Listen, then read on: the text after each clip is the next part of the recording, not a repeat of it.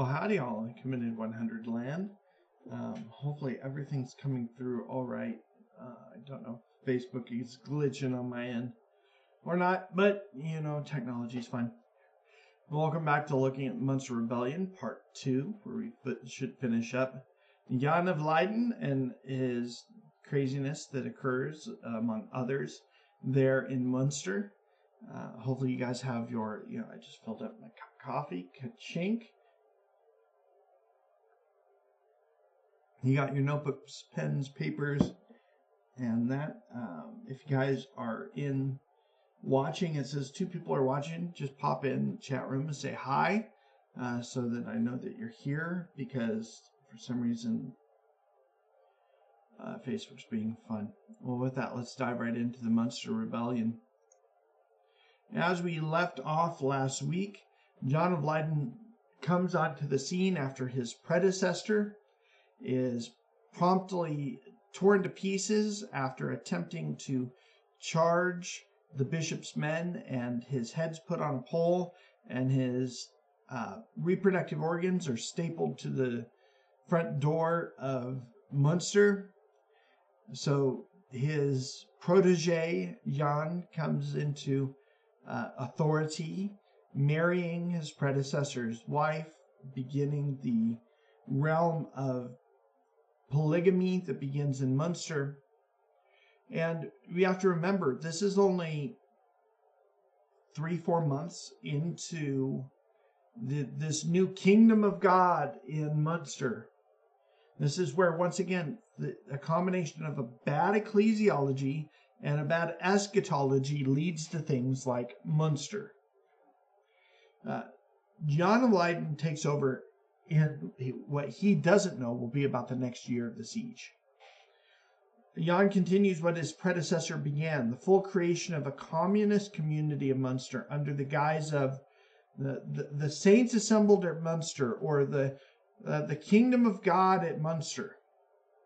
And of the preaching and the teaching that was going on is to create this, what we would call a full communist community. Everybody bring your things to the storehouse and people can take as they have need. Oh, Brother Malcolm's got his Southern sweet tea. Man, and you ain't kidding about that sweet tea. I'm surprised I don't have cavities from the sweet tea that I enjoyed when I was there last year. All their extra clothes, food, and belongings are brought to the storehouse to distribute to those who have need. But what happens is what often happens in communist communities is that then when things get harsh, when things get hard, such as will happen in Munster during the siege, it is King Jan and his court that eats. And everybody else is either eating the dogs or each other. Prince Bishop von Wolbeck is given funds and men from both Protestants and Catholics. Remember earlier when I was talking about the community in Munster kicking out all of the Protestants and Catholics? The Lutherans, Protestants, and Catholics. And there being a discussion about, why are we in a hurry to do this? Don't you know that this is going to cause an alliance between the Protestants, the Lutherans, and the Catholics against us? And sure, it wasn't long until Prince Bishop von Wolbeck brings 2 large cannons called the Devil and the Mother of the Devil. Then in the summer of 1534, remember, this really began end of 1533, November, December 1533. Now we're only into summer 1534, and the siege has begun. They only got about 6 months as a free operating communist kingdom before the armies come against them. He begins to bombard the gates of Munster and plans to attack the next morning. And in this particular summer evening, We have to remember that at that time, many armies relied upon what are called mercenaries, hired guns, people willing to fight with whatever army, as long as they're paid well and get to partake in the plundering of towns or cities as they do their job. So the mercenaries he had hired, there's some accounts that they're Swiss mercenaries, some that they're German mercenaries. These guys are great at killing. They're not great at waiting. And so, unfortunately, Prince Bishop von Wolbeck doesn't realize the fact that when soldiers wait for long periods of time, they predominantly get into a lot of trouble. All you have to do is be stationed in Germany and with the United States Army to understand what kind of cabin fever can be like, and why those stationed in overseas bases get into lots of trouble. Von Wolbeck didn't consider the drinking habits of his mercenaries. They'd been waiting. The siege starts March, April 1534. Now it's summer. It's already been a couple of months. They've been waiting outside, waiting for the order to go to attack so that they can go plunder the city and get what it is they want. But that night, they'd been drinking a lot. And so the soldiers were so drunk that when the cannon fire began at sunset, they were going to siege the city in the afternoon, evening, and night of the day before the attack to soften the target up. Much like we did in pretty much every war since World War I, where there's an entrenched target, you bombard it either through the air or through naval cannons or even land-based artillery to soften the target up and then send in the land troops. So von Wolbeck is softening up the targets, but the orders were given that at dawn the land troops were going to go in. But the soldiers were so drunk, they thought as the sun was setting and they kind of wake up out of their stupor and they hear the cannon fire going, that it's dawn, that they've missed the call to attack.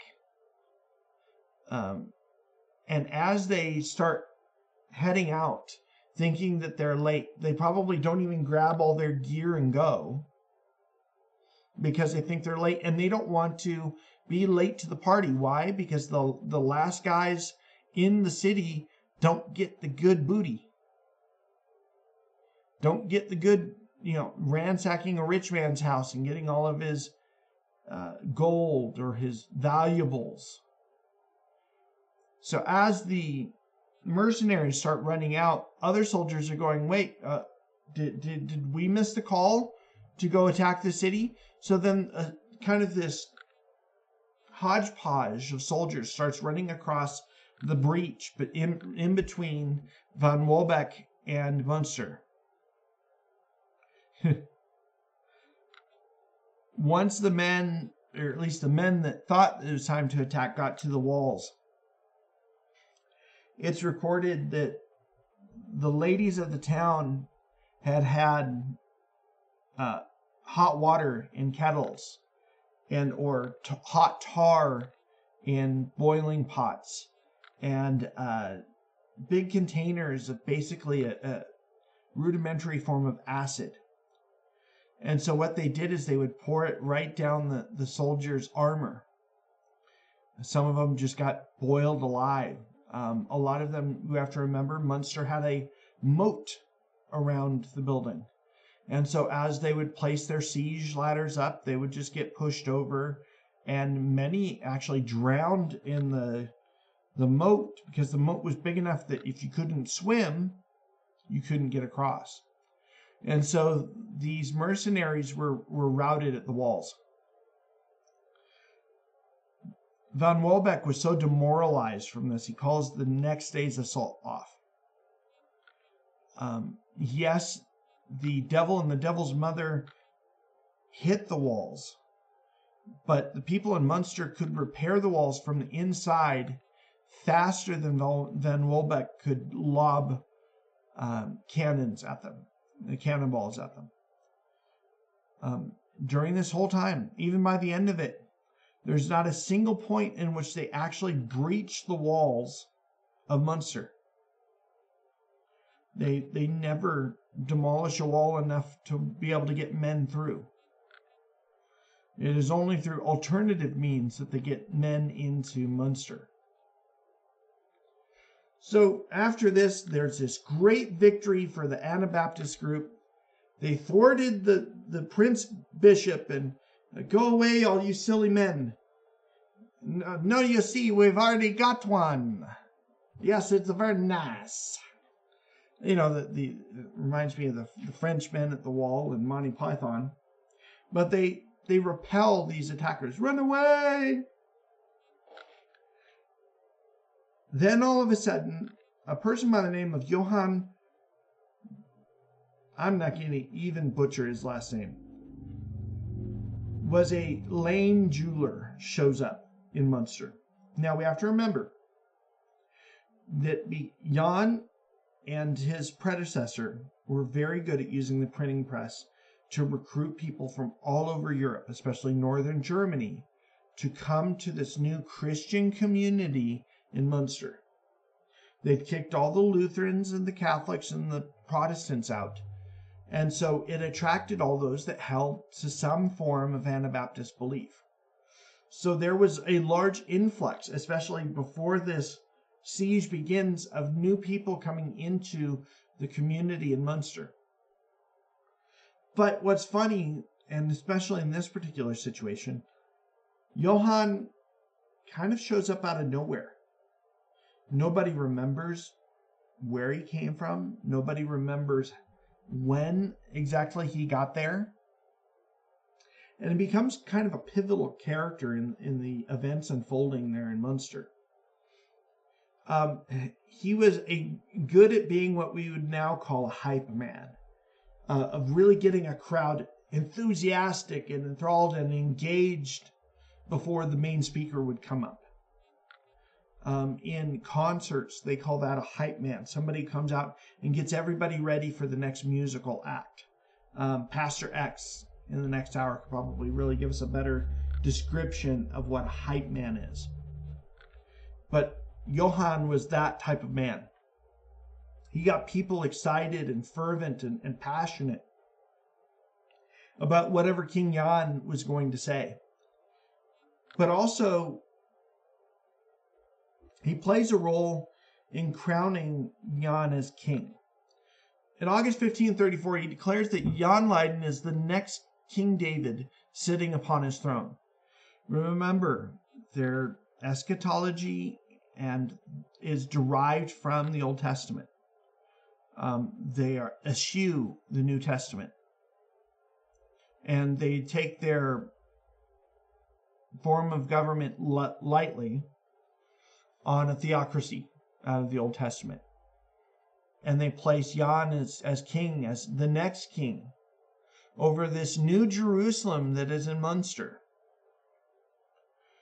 So this Johann declares that Jan Leiden is the next king of David sitting upon his throne. And in the midst of this, somehow procures and presents a crown and scepter. Golden and very ornate. And people are wondering, where in the world did this come from? It's almost as though magically Johann got these things out of thin air, so to speak. Jan becomes king that very day and wielded the power of the sword through their theology of church discipline. Through a couple of guys, mainly Bernard Knipperdolling, in which the sword, and I was really trying to find, I know that the sword continues to this day. From what I've heard, it's in a museum there in Munster. the sword that Nipperdalling and others used to execute those that were judged in King Jan's court.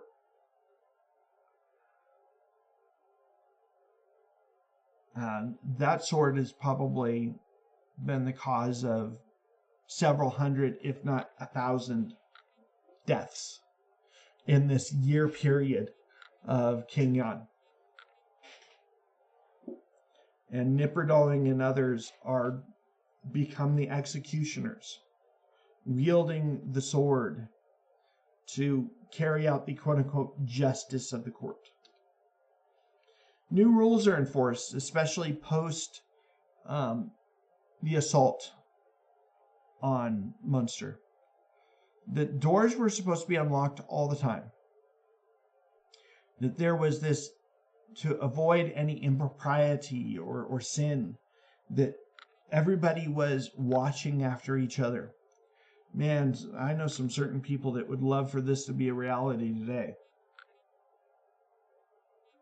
Those busybodies who really want everybody to know everybody's business. And if the doors are unlocked and anybody can come in at any time and see what you're doing, I could probably name off 4 or 5 people that would really love for that to be the reality. And in August 1534, the bishop's men again opened fire with the devil and the devil's mother. Once again, now we're getting into 9 months of this kingdom of God on earth in Munster. And we are now getting into almost 6 months of the siege. At this point, they still have plenty of reserves. People are still eating well, doing well. Business is going as usual in Munster.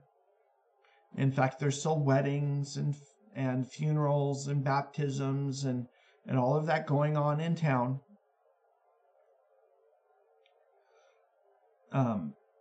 Once again, the new tactics employed by the people of Munster upon the walls and the ramparts in Munster, that when the soldiers attack, the defenders use pitch or quicklime, pouring it down the attacker's armor. They'd make necklaces that they would light on fire and throw around the attackers.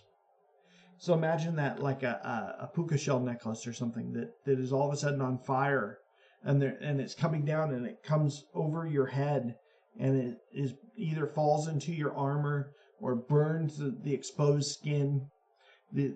I will admit, those in Munster were very good at using their fortifications to their advantage and using of their resources in a way that created chaos for the bishop's army. The offensive didn't last long. The bishop's men were demoralized that simple shopkeepers and farmers fought like madmen and were able to repel them. Hundreds of the bishop's men died in that assault, while only 15 Anabaptists were killed. Hundreds. You were looking at like a 10-to-1 or even 15-to-1 ratio of the bishop's men to the Anabaptists. It was like they were unstoppable. And this demoralized even the mercenaries.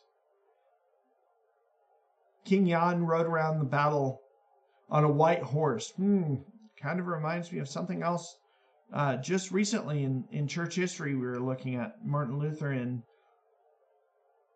Rome, and then seeing the Pope riding around on his horse in armor. And specifically, it was written during the midst of this battle, King Jan was unfazed at the chaos around him. There are stories that the cannonballs are flying by him as he's on his horse, and it is as though nothing was happening. So after this second attack on the city of Munster, the bishop needs to change his strategy. He can't afford to have these thousands of men in which he's paying to just sit there and wait. So he decides against open warfare. It's too expensive. And instead, he builds a giant wall around the city. The city's 3 miles around in diameter. So he begins building another wall, couple 100 yards outside of the main city, to where now there becomes this no man's land. In between the walls of Munster and the walls of the Prince Bishop is no man's land. It becomes to where no one can come in or come out. Now, there are secret tunnels in Munster that lead out from underneath the Prince Bishop's walls, and leaflets and pamphlets and people are still getting in and out through these tunnels to the rest of the world to tell them about what's going on in Munster. There's so many of these tunnels that King Jan sends out 12 quote-unquote apostles to gather support in Europe. All but one of these men were captured, tortured, and murdered. Because remember, they ticked off the Protestants, the Lutherans, and the Catholics. These are wanted men by the state. If you were an Anabaptist from Munster, you were good as dead. One of the apostles that was sent out, quote unquote, Henry Grays, was the schoolmaster there in Munster. The story goes is that he heard somebody, when it came time for his execution, that spoke Latin. And him being the schoolmaster, knowing and teaching Latin, hey, Angel, glad you could be with us. And so he starts to have a conversation with them. And in that conversation, he convinces his captors that he could be of use to them as a spy. He knew the tunnels to get back into Munster and to be able to get close to King Jan and see really what is going on. And so the Prince Bishop has Henry shackled and sneaks him to the walls of Munster and hides him in a bush outside. That particular night, it was very, very cold. And the guards are hearing the cries, I'm back, let me in, I'm cold. But the guards hear it, but they don't see him. They think it's a trick by the bishop's men for them to either open up the gate or somehow compromise their fortifications. So they say, oh, we'll check on that noise in the morning. They find Henry in the morning, nearly dead from hypothermia and exposure. They bring him in and warm him up. And they think, because of his story that he concocts, that he was able to escape from the Prince Bishop's men, and he has come back. And one of the stories is that an angel took him from his cell and brought him to the very gates of Munster. When asked about how he escaped, he tells King Jan that an angel of the Lord whisked him away back to the New Jerusalem. Once again, that key phrase that keeps showing up, this eschatology surrounding the city of Munster and the Lord's return. He is believed and in fact becomes a part of King Jan's inner circle, witnessing firsthand the daily events in Munster. And he is again sent out as an apostle, quote unquote, several times to raise support in southern Germany. Now remember, 10 years earlier, Peasants' Revolt. Luther approves of use of force to suppress the rebellion. And because of that, Luther loses the support of southern Germany. But southern Germany is very sympathetic, shall we say, to those wanting reform and those wanting to reject the status quo and power. And so King Jan is right to think that if he sends literature and people to southern Germany, that he might raise support. But here we see that Henry is sent out several times. He's trusted so much to be this emissary for the kingdom in Munster. But instead of being a missionary, so to speak, he ends up just going right outside the walls and reporting to the Prince Bishop the happenings that are going inside Munster. I think this is one of the key reasons why we have so many records about the rebellion in Munster and the siege of Munster, is because of these reports to the Prince Bishop and the records that were kept. But there's also a lot of rumors spreading at this time. Now, whether it's through Henry or others, the rumors within the walls of Munster is that Henry VIII is rebaptized and recognized King Jan as his sovereign. Henry VIII is now basically an Anabaptist, and he is going to reform England, and he's going to come and help save his Anabaptist brethren. Another rumor, scuttlebutt, that had gone around is that the Anabaptist army is gathered to invade Rome, made up of those from Germany and from England and other parts of Europe, to overthrow the evil Antichrist known as the Pope. And that the Netherlands were arming their ships to come and save the faithful in Munster. That their brothers and sisters, the Anabaptists in the Netherlands, were coming. They never came. We get to September of 1534. King Jan rides through town on his horse and sits upon his throne. This particular day, two boys are placed around the throne, one holding the Old Testament, and specifically the Novum Instrumentum, and one is holding a bare sword without a sheath. I believe it's the sword of justice that different people in King Jan's court are going to use to exact justice. One particular lady is brought before the courts. Elizabeth Holschen is brought before King Jan, being charged with denying her husband's conjugal rights 3 times. Now remember, polygamy is now the rule of the land, and because this is the true Christian kingdom of God, no woman of marrying age should be unwed. And so it doesn't matter if it's the 3rd or 4th wife, she needs to be married to a man now. And so there's no maidens in the land. They're all married. The 2nd year of marriageable age, you're married. King Jan had already put into place polygamy, quoting the Old Testament fathers as examples of godly polygamists. Jan also decreed that every woman must be married. Elizabeth Holschen says that she had been assigned to her husband, notice the language there, to her husband against her will. King Jan declared her to be executed, and Nipperdalling wielded the sword and ended her life with one swift stroke. It's quoted that she said that she would rather die than spend one more night in the marriage bed with him.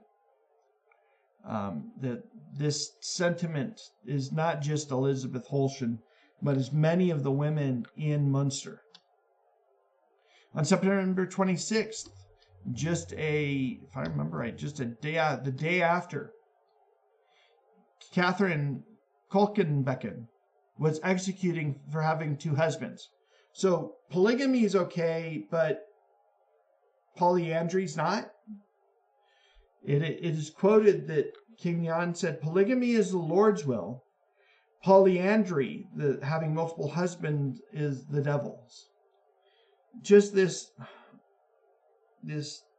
cult leader mentality with King Jan and his predecessor, and in the manipulation of the people, is something unprecedented in their time.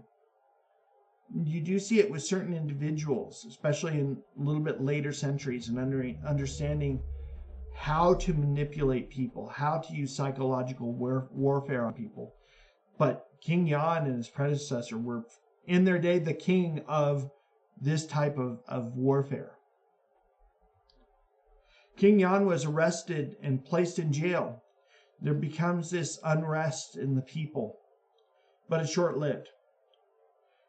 But those who had jailed him didn't have a plan.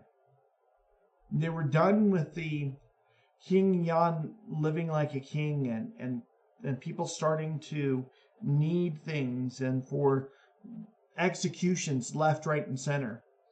But those who had a successful coup didn't have a plan, didn't have a purpose.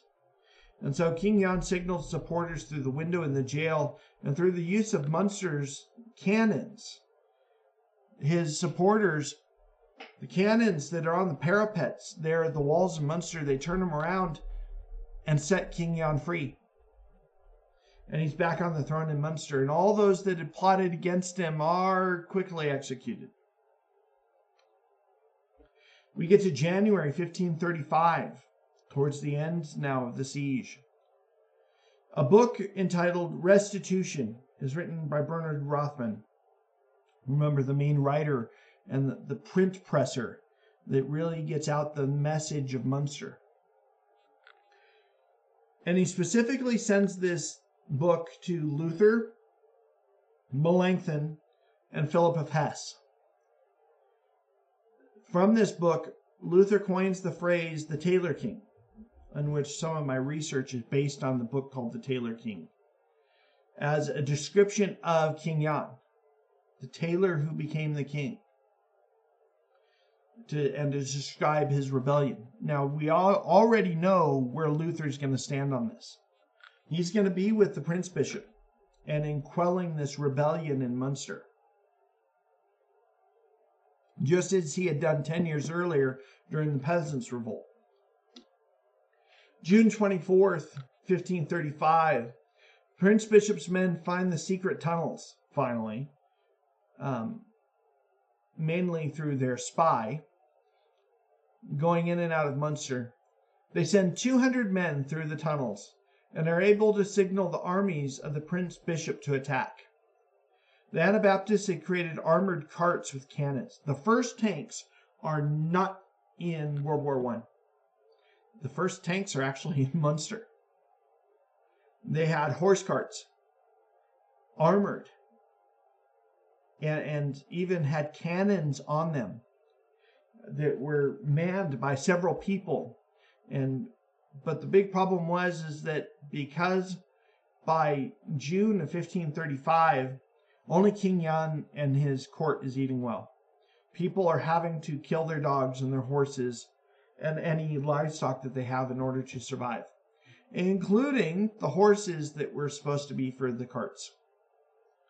So as the Prince Bishop's 200 men come through the town, the carts for defense are unmanned, not working, because the horses that were supposed to be for them have been eaten. Bernard Rothman escapes, and he's the only one of those in Munster that goes unaccounted for. For at least another 20 years after the Munster Rebellion, Bernard Rothman's wanted posters are scattered throughout Europe, or everywhere in Europe. He is a wanted person by both the churches and by the government. In January 1536, John of Leyden, Bernard Knipperdoling, and Bernard Kretsching were tried, and then they were tortured and executed in the marketplace of Munster. Their bodies were put into cages, which, by the way, still hang on the steeple of St. Lambert's Church in Munster. Now, obviously, their bones are not there anymore. And in fact, in World War II, a bomb had hit the steeple of St. Lambert's, and one of the cages fell to the ground. And so after the war, the cages were refurbished. They weren't taken down. No, instead they were put back up. This is what happens to those who cause rebellion.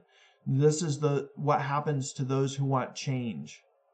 This is the reason why when when you see a resistance to the gospel message, and especially anything anti-sacral in Europe, goes back to the Munster Rebellion.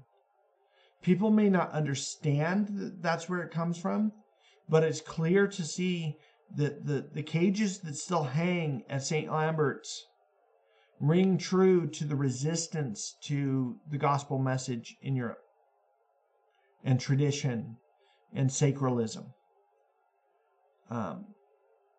It's almost an inherited understanding and hatred of especially Anabaptists in Europe is because of the Munster Rebellion. In fact, here's a picture of it taken last year. The cages in which Nipperdalling and Jan's bodies, at least, they were dead, but their bodies hung in for years. So much so that it's recorded that on hot days, parts of flesh and clothing would drip down from the cages to the street below.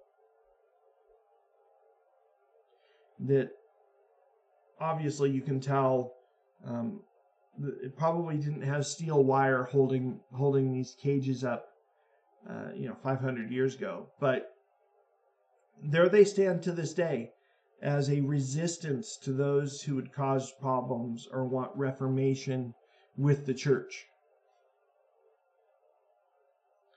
This has been an interesting discussion of the Munster Rebellion. There's way more than I even went into. If you guys really want to get into the Munster Rebellion and what has happened, read the book The Tailor King.